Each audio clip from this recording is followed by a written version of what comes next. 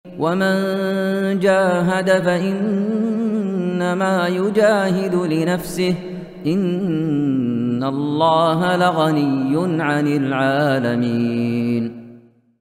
Berikutnya dikatakan di sini oleh penulis rahimahullahu taala, wal kalamu wal Qur'anu kalamullahi ghairu makhluqin bi jami'i jihatihi. Al-Qur'an adalah kalam Allah, bukan makhluk dari segala sisinya. Dari segala sisinya. Ini pembahasan seputar keyakinan tentang Al-Qur'an. Seputar keyakinan tentang Al-Quran. Keyakinan tentang Al-Quran itu masuk di dalam bab keimanan terhadap kitab-kitab Allah.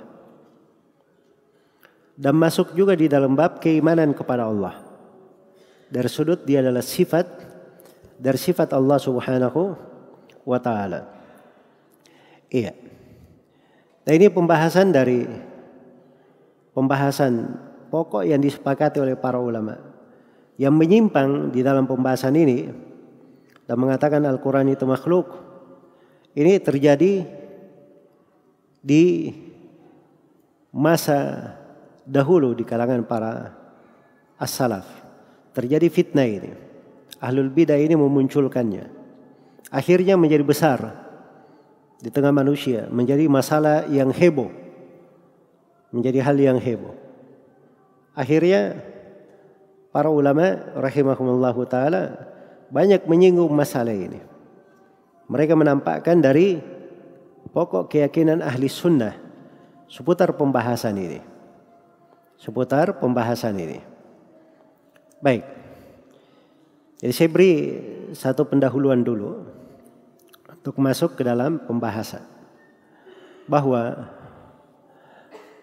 ini pembahasan Al-Quran kalamullah itu adalah hal yang disepakati di tengah para sahabat, para tabi'in, tabi'ut tabi'in. Tidak ada silang pendapat di dalam hal tersebut. Sampai ketika datang dari kelompok Jahmiyah yang memunculkan permasalahan ini,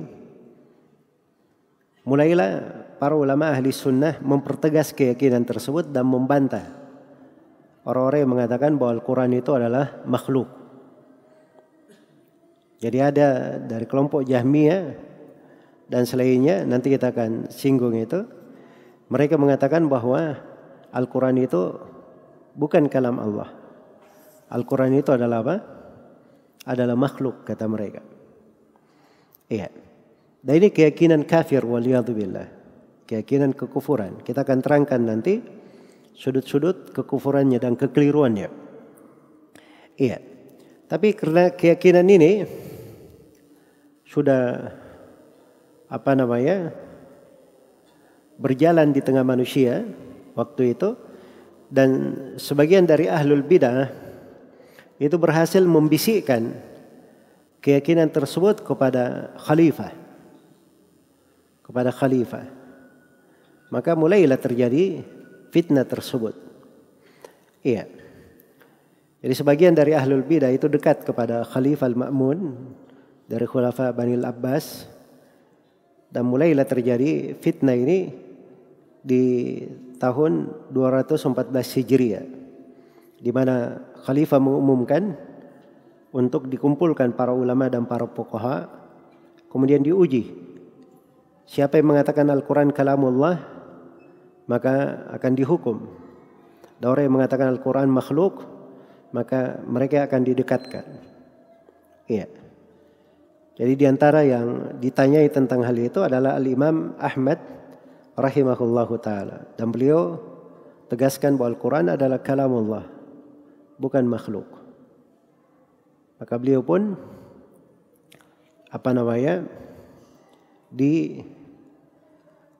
panggil oleh khalifah. Beliau dirantai, kemudian dari Baghdad diperintah untuk didatangkan kepada khalifah di Syam. Tapi Imam Ahmad berdoa agar beliau tidak berjumpa dengan Khalifah Al-Ma'mun. Iya. Satu malam sebelum Imam Ahmad tiba di tempat Al-Ma'mun meninggal. tanpa ada sakit, tanpa ada sebab apapun. Meninggal. Setelah itu diganti oleh saudaranya Al-Mu'tasim dan berjalanlah fitnah itu dahsyat menimpa Imam Ahmad rahimahullah sebagaimana yang dimaklumi. Kemudian setelah itu berganti khalifah lagi Al-Mutawakkil. Kemudian dari situlah diberi jalan keluar di mana Imam Ahmad menegakkan hujjah terhadap kaum Jahmiyah ini sehingga khalifah pun sadar akan hal tersebut. Sebagaimana ada ulama-ulama lain juga yang menegakkan hujjah yang sama.